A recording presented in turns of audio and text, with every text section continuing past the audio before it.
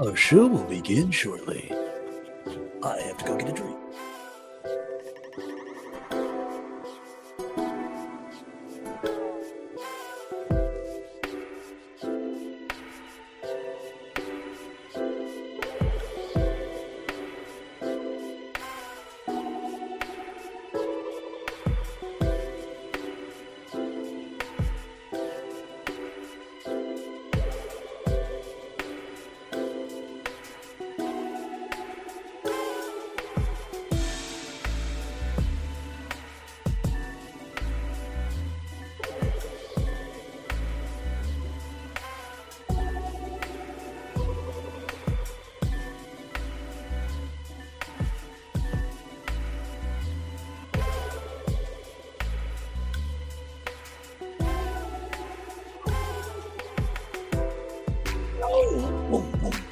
Are you ready to rock and or roll? Boom, boom. Cause I am ready to rock, boom, boom. And I'm ready to roll, boom, boom. I am ready to rock, roll everything on the floor in about 10. Make that 9, make that 8, make that 7, make that 6, make that 5. Make that 4. Make that 3. Make that 2. Make that 1. Make that 1 more time. Because I'm looking for the fire with the opening. You thought it was this, but you were wrong. This is the real opening, right? About here-ish. Oh, Hi. hello. Hi.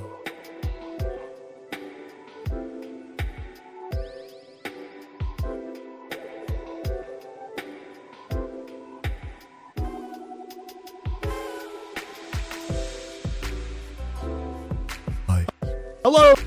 Oh, Hi. Hi.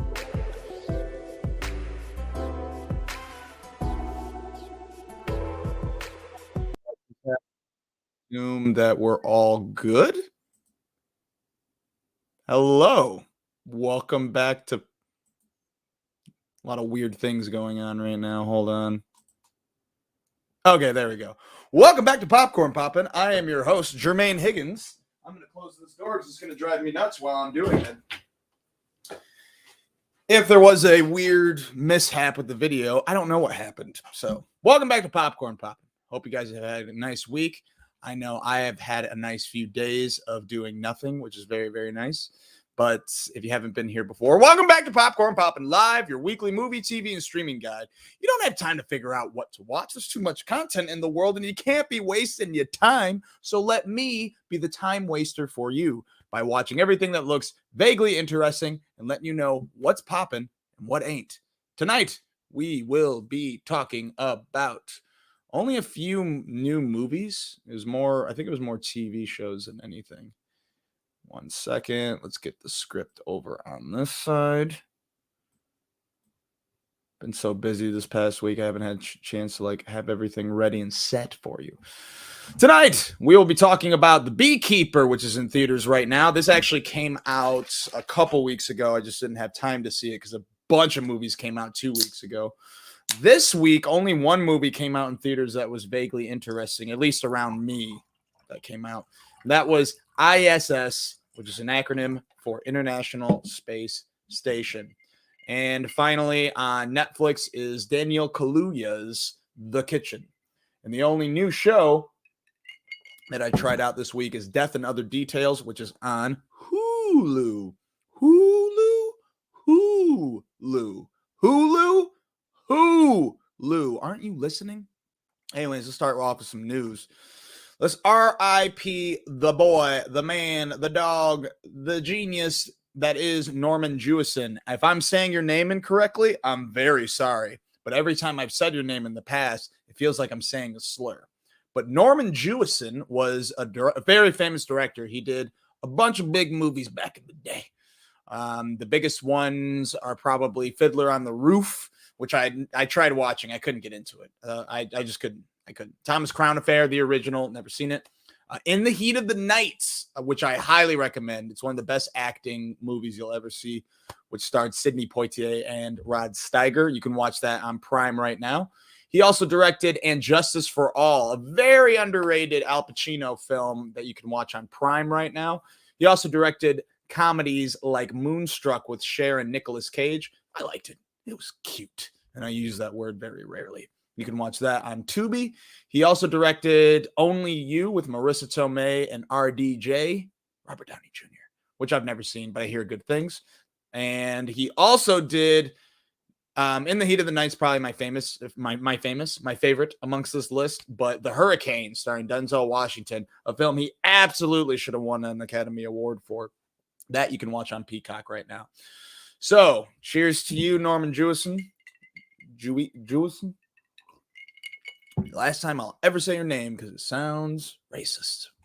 All right, let's talk about the winners of the Emmys. Did anyone watch the Emmys? Because I didn't watch the Emmys. I don't know if I had rehearsal or what, but I didn't. They looked interesting. I saw the Always Sunny gang was there, the Cheers group reunited, and a few others as well. But we're just going to go down the list and look over who won, and I'll tell you whether or not I think that that's well-deserved because I have a license to have an opinion like that, which is wild as hell.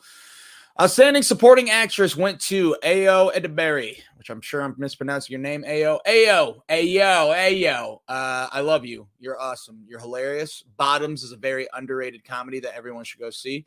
And The Bear is a show that I'm going to be restarting again for the third time because I just can't get through it because I don't see what everyone else is seeing. I don't think it's a bad show, The Bear, but I think it's just not for me. But I'm going to try it again because I really love Ayo. I'm really trying again just for her. So, yeah, well-deserved, though, I think. I didn't watch the whole show, but yeah. I really wish Jessica Williams would have won for Shrinking. She was really, really great. Janelle James is awesome. Cheryl Lee Ralph is awesome. Juno Temple's dope, but Ted Lasso's last season wasn't that great for me. Hannah Waddingham is great in Ted Lasso as well, but still same thing. Alex Borstein from Marvelous Mrs. Maisel is dope, but I didn't watch the final season, so I can't judge.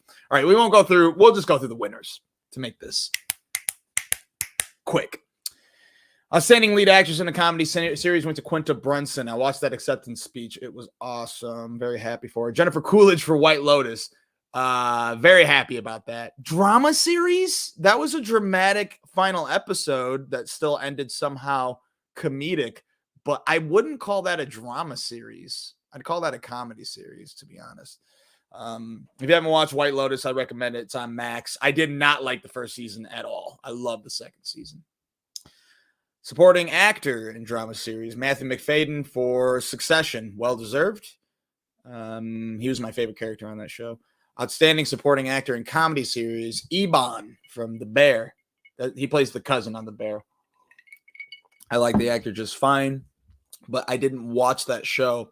So if anything, I would have chosen James Marsden in Jury Duty, which you can watch on Prime right now. It's a hell of a show. Definitely check it out.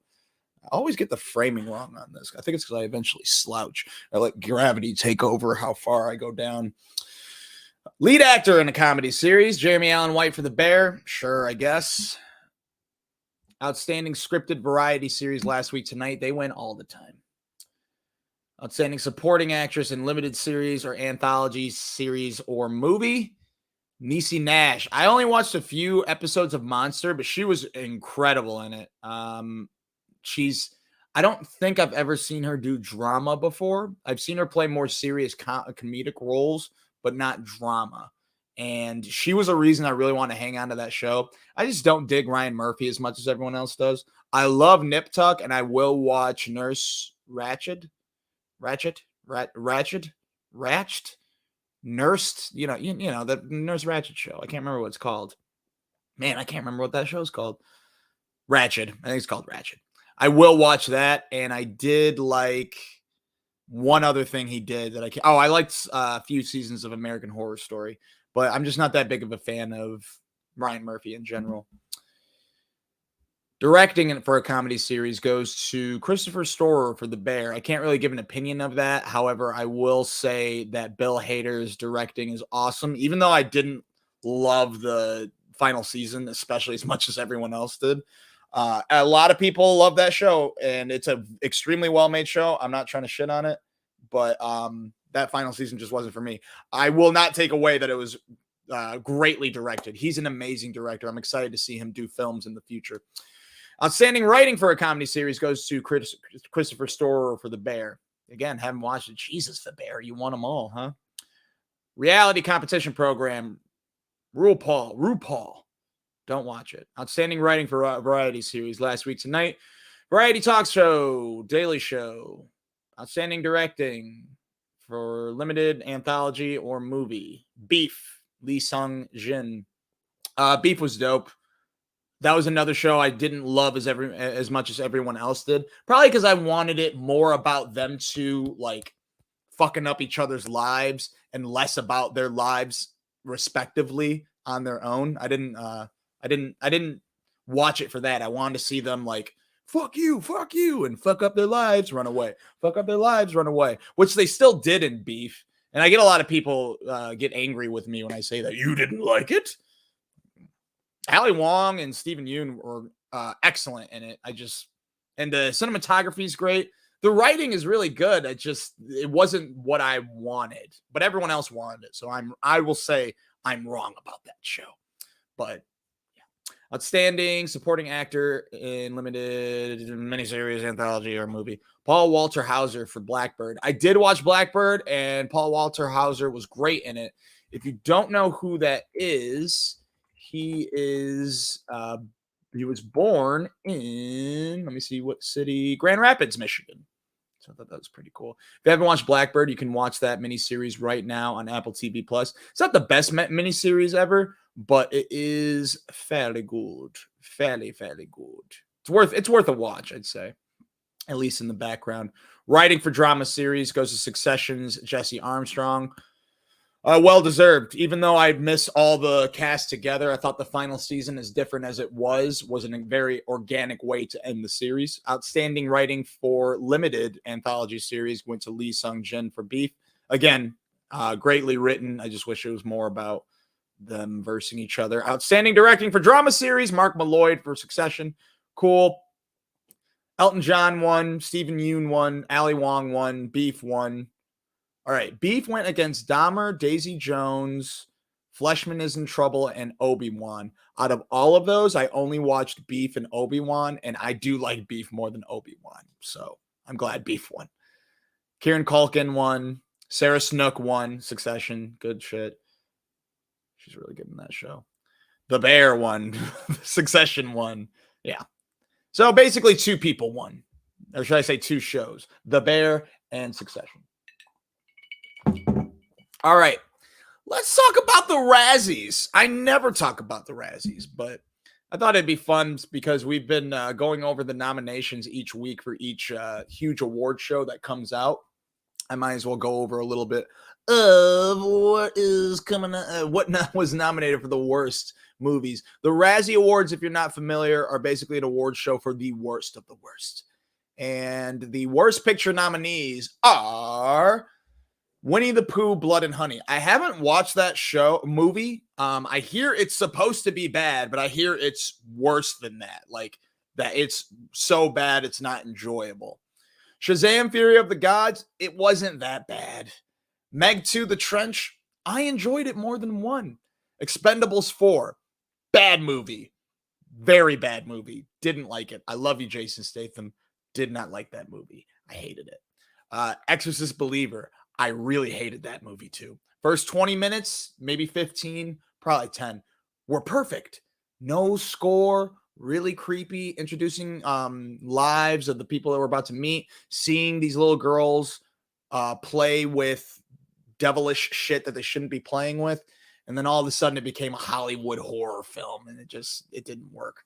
I did like the ending though. The ending had a few good twists and turns, but I did not like that movie overall. My vote will probably go to Expendables 4 for the worst picture of the year. Worst actor, Russell Crowe for The Pope's Exorcist. Didn't watch. Vin Diesel for Fast X. That's kind of unfair because it's the same role in all of his movies. Chris Evans for Ghosted. Ghosted's not good. I couldn't finish it. And I love Chris Evans, and I think he's great at comedy. Watch Not Another Teen Movie if you haven't before. Definitely watch it now. It was pre-Captain America. But yeah, Ghosted. He wasn't very funny in it. Jason Statham for Meg 2: The Trench. I don't count that. John Voight from Mercy. I never heard of Mercy. No, yes, I have. Isn't that whatever. I'll look at that some other time. I don't know. Chris Evans, I guess. Worst actress, Ana de Armas for Ghosted. That movie sucked. Maybe it was her fault. And maybe it was Chris Evans' fault too. Megan Fox for Johnny and Clyde. Didn't see it. Salma Hayek for Magic Mike's Last Dance. Everyone's talking shit about Magic Mike's Last Dance. I didn't watch any of the Magic Mikes. This is the only one I'm interested in because it's not about a male strip club. And it's got Salma Hayek. I really want to watch this movie. I think I'm going to watch it. I love Salma Hayek as well. Jennifer Lopez for The Mother. I thought she was dope in The Mother. That's a weird nomination. Dame Helen Mirren for Shazam. It is kind of jarring for her to be in that movie, and she's not in it much.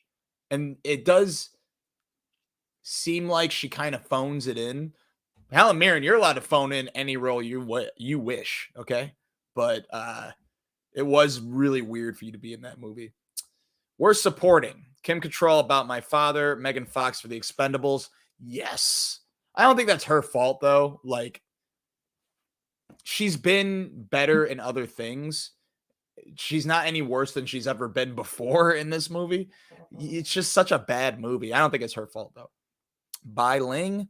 Lucy Liu. I like Lucy Liu. I don't like this. I don't like this. I don't like it. I don't like this list of anything. All right. I failed you. I failed you by going over this. We should have never went over this in the first place. Although I will read these two. Worst screen couple. Any two merciless mercenaries in Expendables 4. Yes, I agree. Any two money-grubbing investors who donated to the $400 million remake rights to The Exorcist. Yes. Ana de Armas and Chris Evans, who flunked screen chemistry for Ghosted. Yes. Salma Hayek and Channing Tatum. I don't believe it. Pooh and Winnie the Pooh people. Sure. All right. Wasn't that fun? Let's talk about some actual news. The Book of Eli is going to get a prequel series that will star John Boyega. No news about when this is going to be released. If you haven't seen The Book of Eli, I think it's pretty good. It takes place in a post-apocalyptic America where Denzel Washington plays a badass who's trying to basically keep the Bible in publication. It's like the last Bible in the world, I believe. It's been a long time since I watched the movie, and which is funny because it was just brought up in my film class last week. So whoever brought that up will be excited to hear that. I do love John Boyega, and I think the movie is definitely worth watching. I tried looking up streaming options for you guys. You'd have to rent it for $4. It's a badass action movie. I forgot that he played a badass before the what is it? Not The Extractor, the Equalizer. I forgot that he whooped ass in something else. So yeah, that'll be cool to watch. What's next? Invincible announced when they're coming back. March 14th.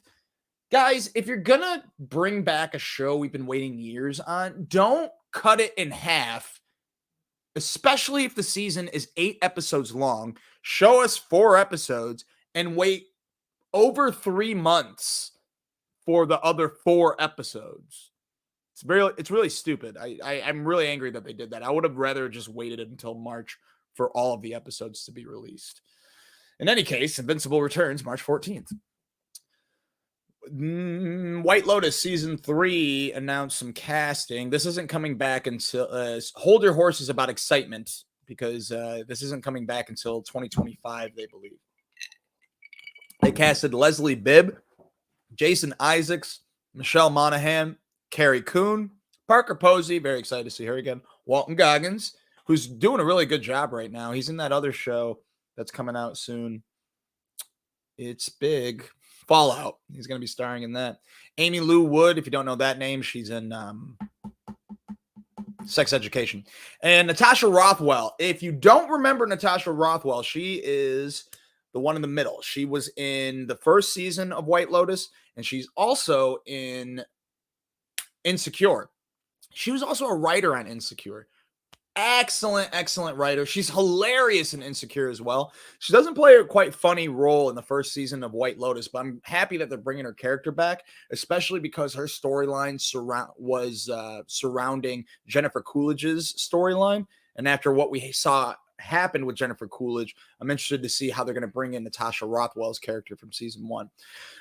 Natasha is also coming out with a show called How to Die Alone, which is a comedy starring and written by her. I'm very excited for that to come out. I don't know much more information about it, but I'm very excited to see her get more work.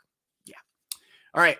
Last bit of news. The Bad Batch, that Disney Plus television series that I loved so much the first season and I was a little disappointed with in the second season, is returning for their final third season, and also the final season in general.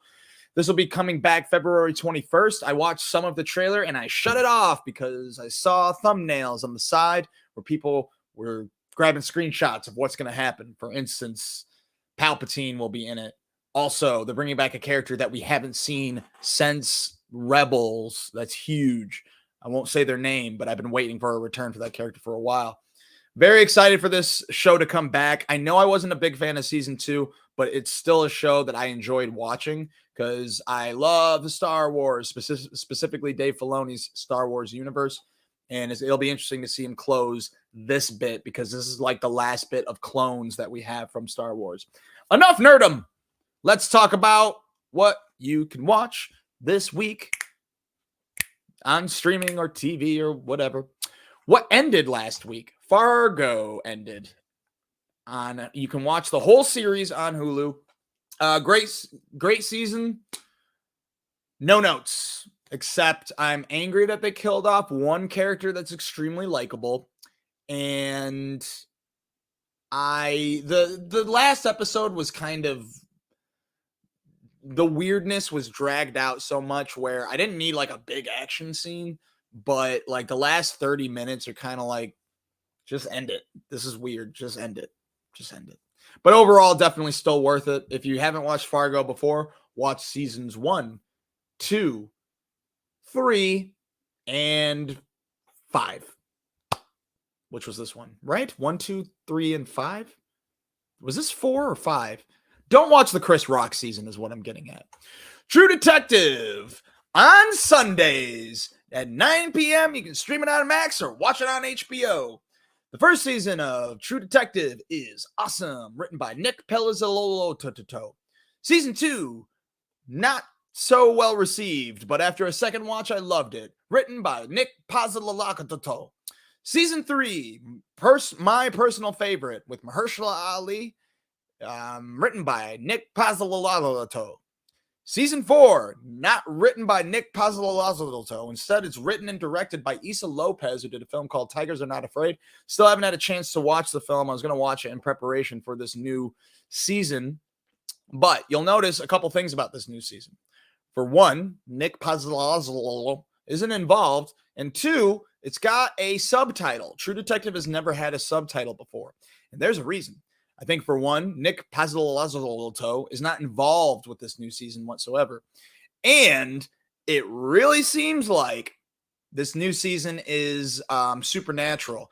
Now, I've heard people refer to True Detective as having supernatural elements before, especially in the first season. And when you watch the show, you do know it is not supernatural. However, like even season 3, when he talks to his dead wife, it's all in his mind, but it is kind of like, yeah, but isn't it kind of interesting it could be like, if you think about it, it could be like the ghost of his wife helping him. So there are supernatural questions you can ask when watching the series, but overall, the first 3 seasons were not supernatural at all. This one seems supernatural as fuck. And the second episode premiered last night, and the opening scene ended weird, scary, I'd say. Basically, this season's a cross between The Thing and 30 Days of Night and the first season of what the fuck was that show called? The Terror. If you haven't watched The Terror before, you can watch it on AMC Plus. Excellent first season. I didn't watch the second season. Excellent show. Anyways, Night Country stars Jodie Foster and let's see if I have her other name here. Callie Reese, who's a professional boxer and a new actress. This takes place in Alaska, where there's a bunch of days of night and a bunch of people end up missing, and Jodie Foster finds them. Spoiler alert, not that big of a spoiler. It's in the first episode. They find the bodies, and they're all frozen in ice, and it looks scary. It looks like a scene from The Thing. Last night's episode took a lot of more swings than the first episode. We were introduced to a lot more characters. We learned a lot more about these two characters, specifically about Jodie Foster. And it's just strange. It's a very strange season. I'm cool with it. I'm enjoying it. But it's so different from True Detective that I wish it wasn't called True Detective. I'm guessing maybe Issa Lopez brought Night Country to HBO, and HBO is like, hey, this is a detective story where they keep talking about a past case. Let's just make it a new season of True Detective. Excuse me. Whatever, that's cool, especially because I think Nick Pazzolatto doesn't want to do any more of the show in general. And it is a cool anthological series. Why not make it different filmmakers each season? I'm cool with it, but the first 3 seasons had such a feel and a tone that this new season has none of that I kind of wish it was called something else. However, I will take the compromise of them adding a subtitle to this new season to help differentiate it from previous seasons. And I want to say that they have 2 huge connections to the True Detective universe. One is the mention of the Tuttles or the Tuts. I think it's the Tuttles. And one is a spiral. That's all I'll say. Poppin' or not, it's poppin'. Just try not to compare it to True Detective. Try to watch the series as its own. And by the series, I mean the season as its own thing, rather than compare it to previous seasons. Because so far, besides season 2, but by itself, fairly good series.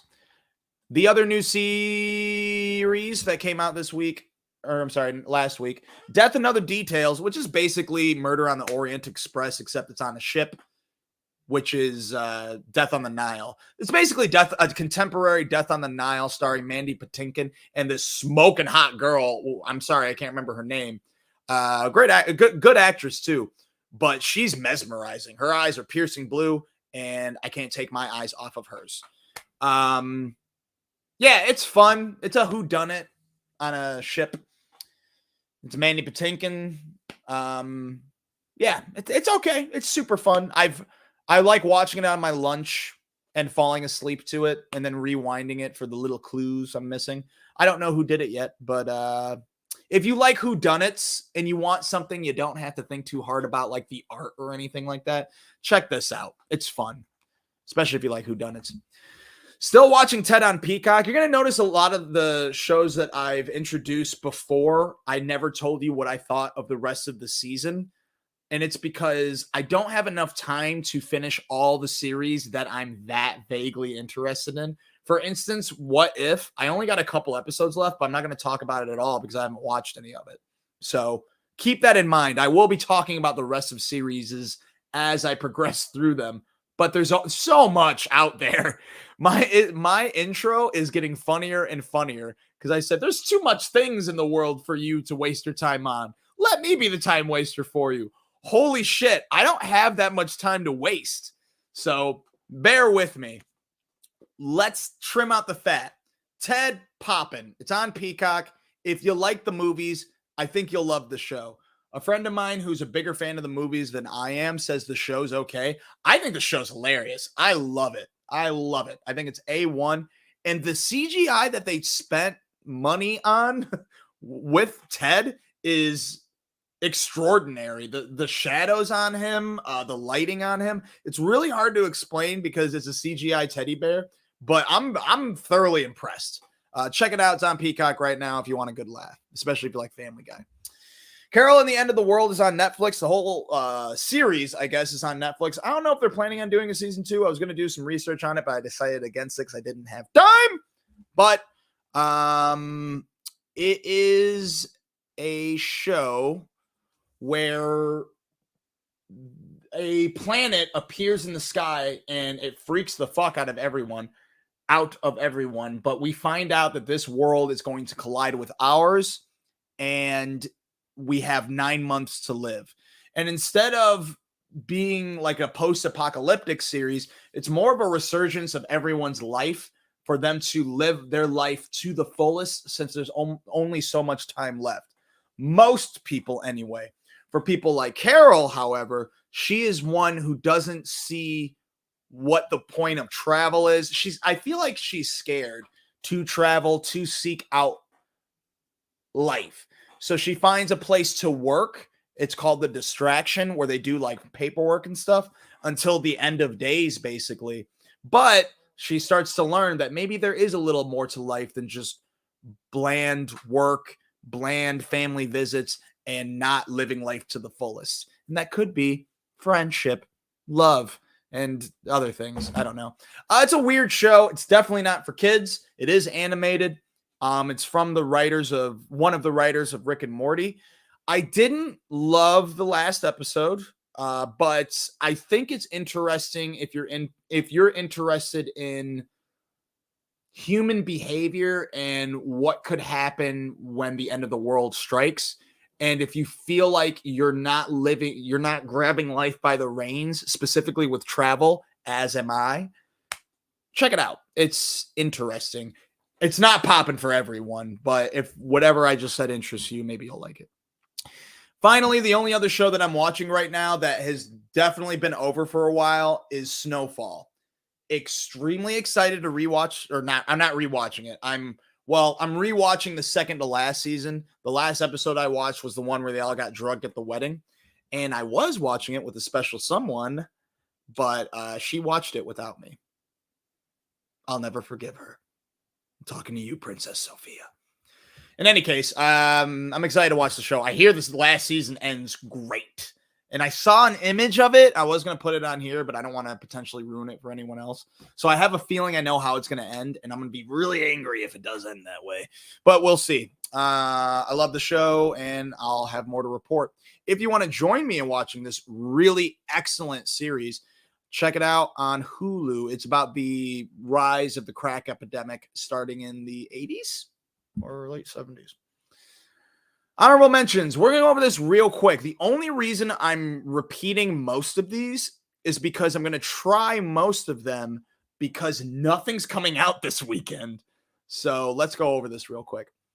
Chad. I hear awful things about this show, but I am a big fan of Nassim Pedrad, which I am definitely mispronouncing. I don't like the stank I put on Pedrad because that doesn't sound like a real way to pronounce anything. But I really loved her in New Girl and, of course, SNL. She's like in her 30s in real life, and she plays like a 12-year-old boy and going through struggles. So I think it's a good idea for a show. I think it sounds funny. Night Swim, still in theaters. I have more time, and I think this movie looks so stupid. I'm not scared of public pools. My blackness is, but I'm not that scared. I'm more scared of the ocean than I am of public pools. But what a stupid fucking idea for a movie. So I'm going to go see it. Probably Wednesday. I'll let you know how it is. Destroy All Neighbors is about a struggling rock musician who finds himself in a living nightmare when he accidentally kills the neighbor from hell. This is on Shudder. You can watch this through the AMC Plus app. I canceled my subscription recently, and now I'm going to get it again because I want to watch this and a show that I'm going to mention later. But watch the trailer before checking this out. I think this looks hilarious and crazy and weird, but I think it has an acquired taste as well. Role Play starring Kaylee Coco, and is that David Oyelowo? It's about a young married couple's life that turns upside down after secrets are revealed about each other's past. I'm pretty sure she plays an assassin and he finds out. This looks like a better version of Ghosted, which is on Prime right now. I'm going to try it. I like David Oyelowo, and I think I like Kaylee Cuoco. I just fucking hate The Big Bang Theory. I almost jumped the gun there. Criminal Record. I've heard great things about this. I think the whole season is on Apple TV Plus right now. An anonymous phone call draws two brilliant detectives into a confrontation over an old murder case. One is a young woman in the early stages of her career, and the other is a well-connected man determined to protect his legacy. This looks well made, but kind of boring. I will still give it a shot. And finally, last on the honorable mentions topic is Monsieur Spade, which is about the novel character Sam Spade, played by Clive Owen in his own series. This premieres on AMC Plus on Fridays. I think the first 3 episodes are out. Maybe just one is out right now. If Sam Spade sounds familiar, it's probably because Humphrey Bogart played him in Maltese Falcon. Great old movie if you like old movies and you haven't seen one yet. All right, now let's talk about the new movies that came out. Specifically one that isn't so new, but that I had to see in theaters, which I really regret seeing. Apparently, American Fiction came out in theaters very close to here, and I'm very upset, and I will definitely be watching that sometime this week. Hopefully. But I'm very excited to watch that. If I had known that was out, I would have watched that instead. But I was very excited to see The BeeKeeper. Basically, The BeeKeeper is about a beekeeper who lives on someone's property, and he's very quiet and reserved and keeps to bees. And he's basically renting out a woman's barn, and the woman is found dead the next day. Apparently she committed suicide, and he tries to find out what happened. And what had happened was it's so fucking crazy. So, spam callers. Well, there's a spam caller that says like, I'm sorry. She gets a pop-up that says like, you have a virus, call this number. So she's an old woman. She calls the number, and this like weird Wolf of Wall Street-esque like group of hackers / salespeople are on the phone, and they're like, oh, line 1. All right, everyone learn from the best. Picture Wolf of Wall Street. And when Leo's like taking a call and he's walking all over the place and like everyone's watching him, but they're also on calls. That's what this is. It's a weird setup. But they talk her into giving her credit card information, her social security number, and they take all of her money and they disappear. And she kills herself because she lost all the money. Turns out the beekeeper ain't just some beekeeper. It's Jason Statham beekeeper. So he has a past. And that past apparently was being a beekeeper, but not the one you're thinking of. Apparently the beekeeper is like some secret ops like assassin guy. And he used to be it. He's retired, but now he needs to protect the hive. It's one of the most ridiculous movies you'll ever watch. I think the ridiculousness is on purpose. It is. It gets so ridiculous that so Josh Hutcherson's like the main villain. It's a weird movie. It's definitely purposely bad. I think David Ayer did it, who did the first Suicide Squad, wrote Training Day, directed Harsh Times, great movie. End of Watch. He's a good director. I don't hate the first Suicide Squad as much as everyone else, by the way. I think it's a decent movie. This movie he didn't write, and I think he found a script of something so crazy and stupid that he's like, I gotta make this. And he made it. And I hope they make a second one because it's fucking stupid. It's almost too stupid to where I didn't want to watch it anymore. Like, this is definitely a movie I will say is not popping for theaters. It's popping for at home. I watched it in IMAX. I don't know why it was in IMAX. It's so stupid. Anyways, when it goes to streaming, I recommend watching it.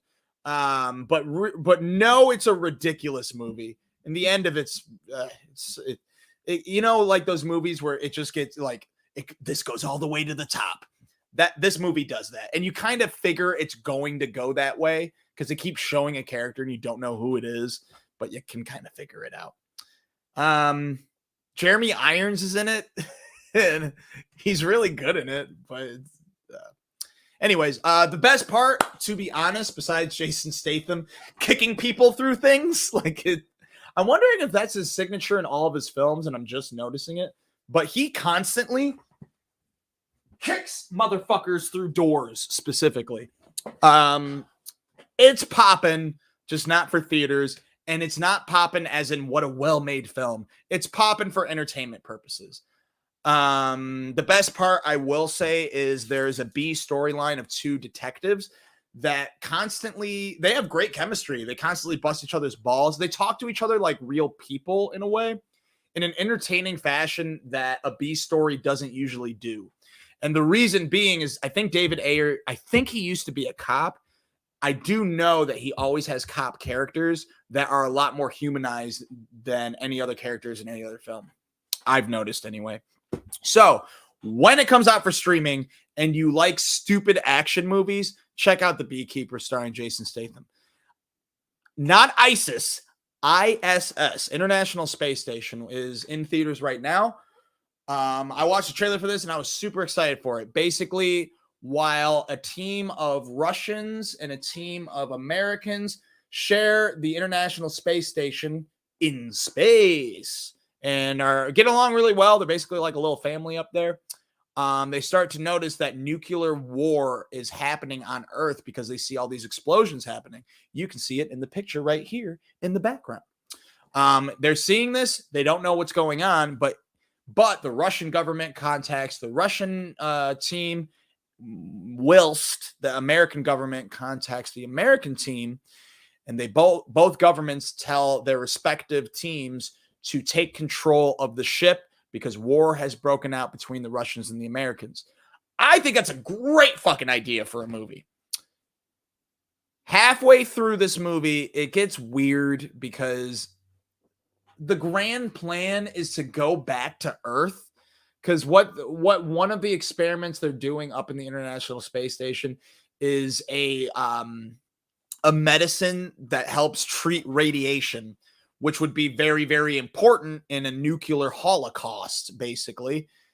So, it is like, should we? None of them want to attack each other, but they're forced to. But they're also forced to defend themselves. So it is an interesting idea of conflict, of human behavior, specifically of, should I do this for my country? And is this right for society and human beings in general? So it's got a lot of interesting aspects, a lot of interesting characters. Like, you think one guy's a villain and he's not. There's one character is a scaredy cat that does some fucked up shit. It does a lot of cool things, but it does a lot of stupid things as well. For instance, two people get into a fight and people die, but they die in each other's arms, and it's so stupid. I get it. I get what the visual is, and it's like, yeah, look, art. And I'm like, yeah, I get it. But poppin' or not, overall, I don't think it's necessarily worth your time. BeeKeeper's not worth your time. This is probably worth more your time than BeeKeeper, but BeeKeeper's more entertaining.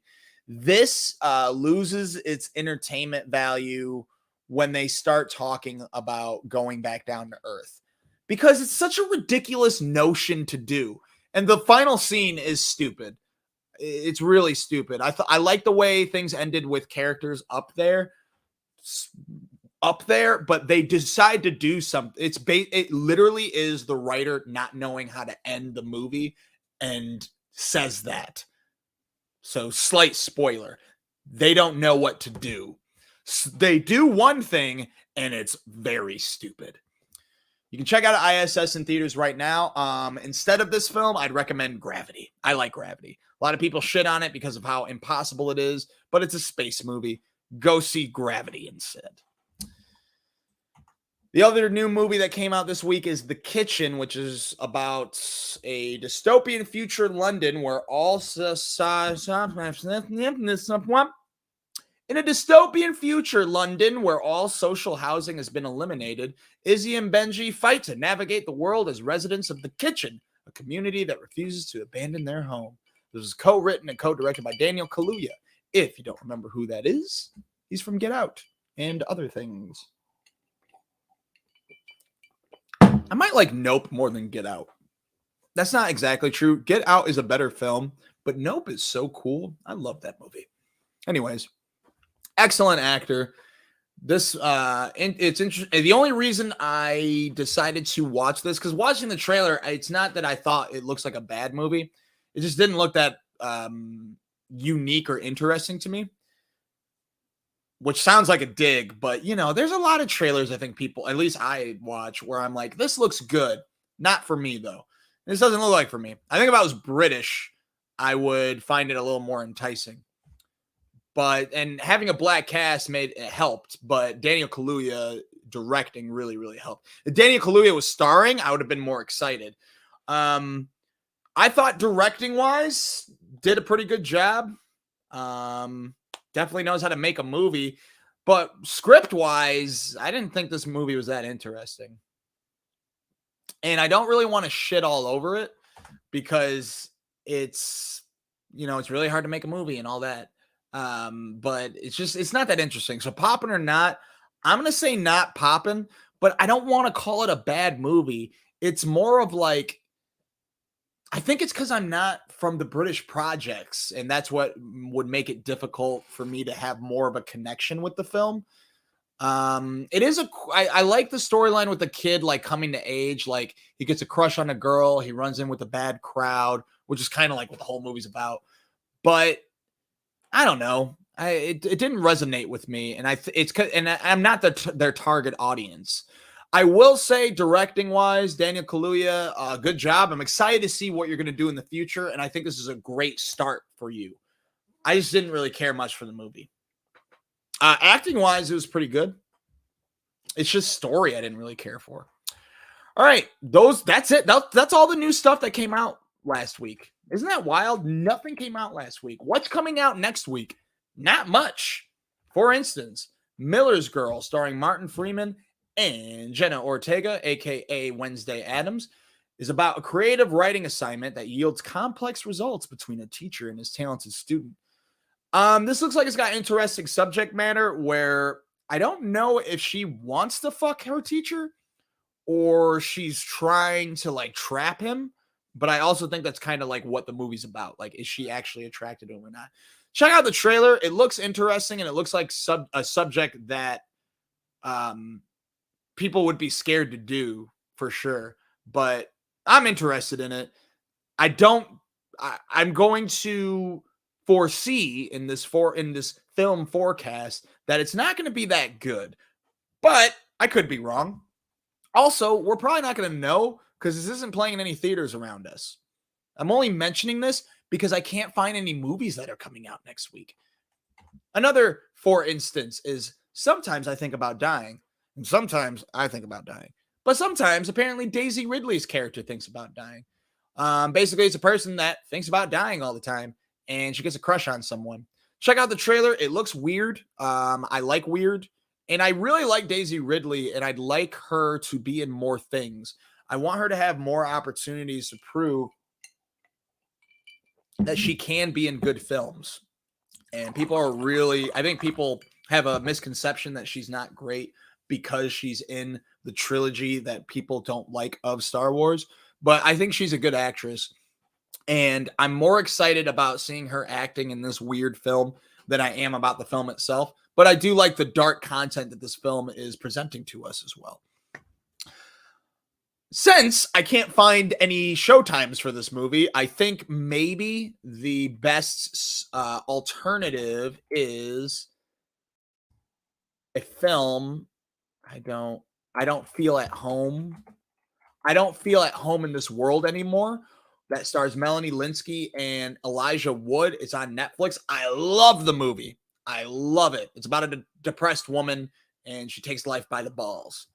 She's great in it. I love this movie so much. I have recommended it to people before, and they didn't dig it too much. But if a movie called Sometimes I Think About Dying sounds interesting to you, you'll probably enjoy I Don't Feel at Home in This World Anymore. By the way, I Don't Feel at Home in This World Anymore isn't no, it isn't depressing. It's more of a comedy than anything. It's just dark comedy, you know? All right, next up. The only movie in theaters that's not around me that I'm like full on, yes, I want to see is a movie I've already seen, but it's in black and white. Why black and white, you may ask? Apparently, the director said it gets a more horrific feel, a documentary-esque feel, and also, guess what the original Godzilla was released in? You were right, black and white. So, like me, the new Godzilla -1 film will be in black and white for 1 week. Now, though, I'm looking at showtimes, and I can go to the Ann Arbor theater that has the showing like tonight at 7, I think. But according to posters, this is going to be official on January 26th, and it'll only show for 1 week. I only found 2 theaters in Michigan that is playing this, and both are over an hour away. I'm not going to do that. I love this movie so much. It could be my favorite Godzilla film. I'm not positive, but I don't want to drive that far. So hopefully they'll come out with a copy on streaming or on DVD. Not that I can't buy DVDs anymore. I really want to. Blu-rays to be specific. The Underdogs, the only new streaming movie coming out this week that I'm interested in. This stars, you guessed it, Snoop Doggy Dogg himself as, I think he plays an ex-NFL player, if I'm right. It looks really stupid. Washed up ex-professional football star. Yep. He's sentenced to community service, and he decides to coach either a middle school team or a high school team. I don't know. It's basically Bad News Bears, but with Snoop Dogg and Mike Epps. It looks stupid, but it looks fun. It looks really stupid, but it looks fun. As long as it isn't Mac and Devin Go to High School stupid.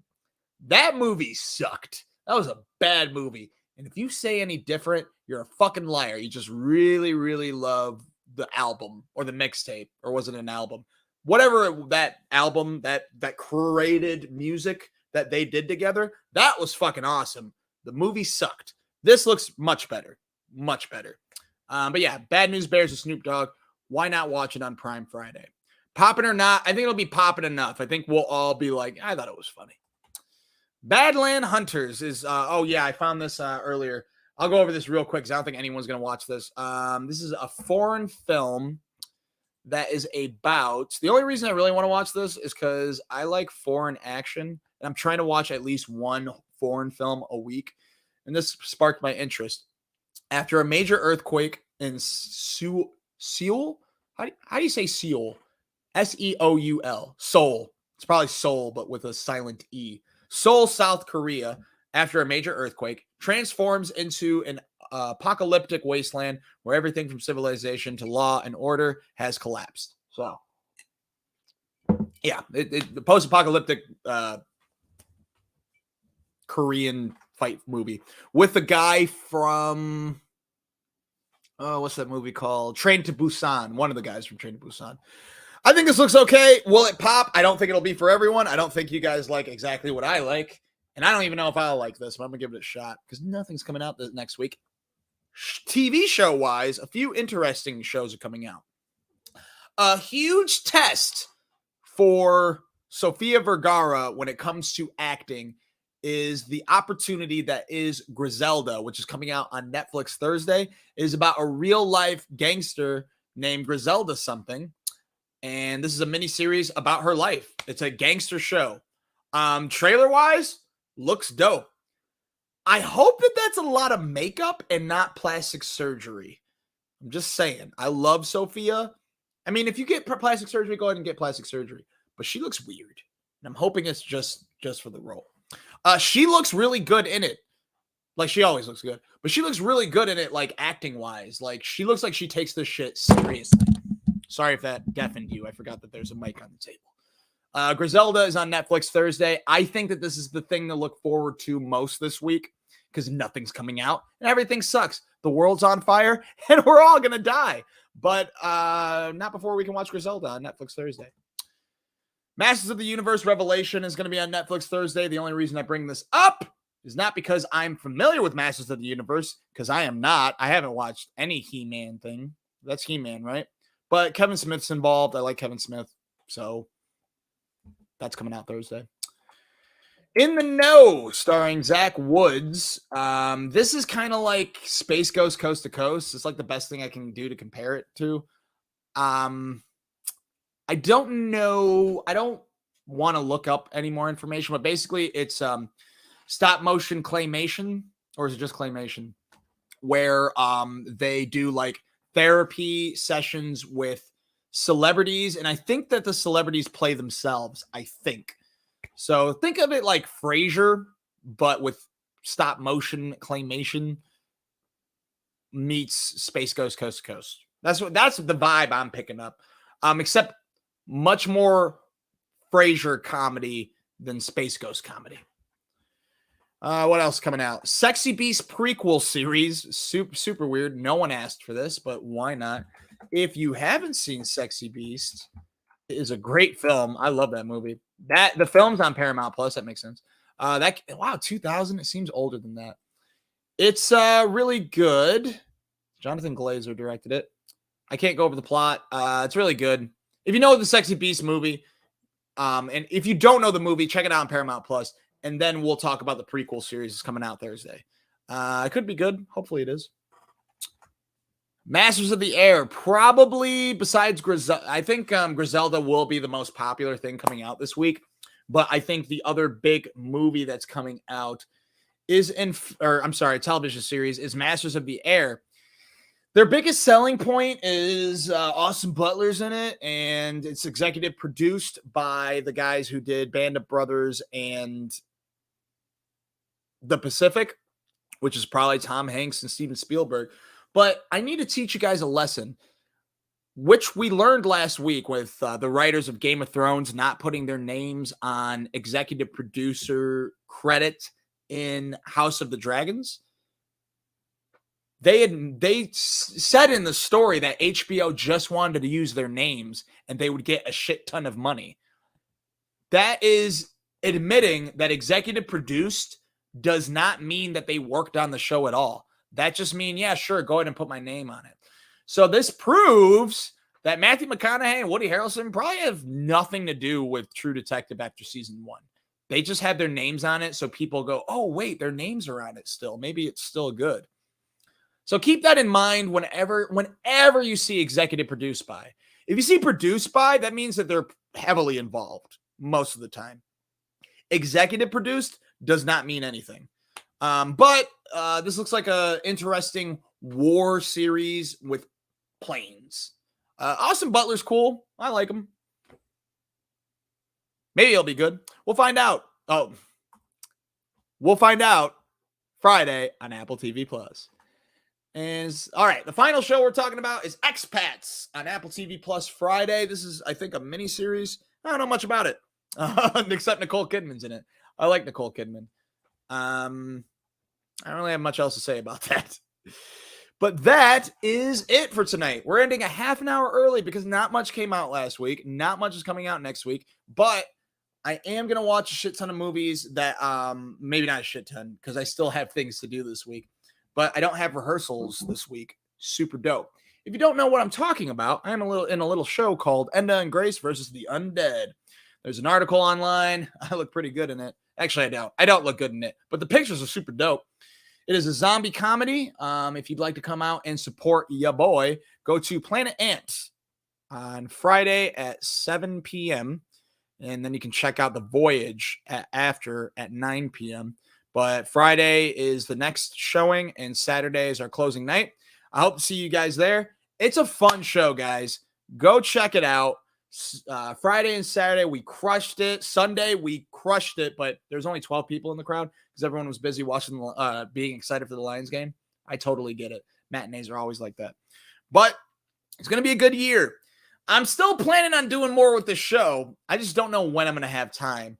But I have decided not to audition for anything for a while because I want to focus. I want to have some more free time because I'm already involved with some other stuff. But I not only want to have more free time, but I want to have more free time for you because I love this show. It got me into being excited for things again. So be excited with me. Watch some shit, comment, like, subscribe, share.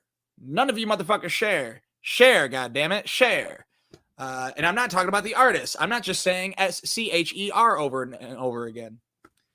If you are watching, thank you so much. If you've been supportive, thank you so much. But we are going to have some more fun with the show. I guarantee it. Just hang in there for me. And I think we're going to have, I've noticed that we have more viewers on Mondays than we do on Sundays. So we're definitely going to be doing this on Sundays from now on. We're going to be doing this on Mondays from now on. And I'm thinking it's going to be at 6 o'clock instead of 7. So enjoy that. I love y'all, even though I don't know most of you.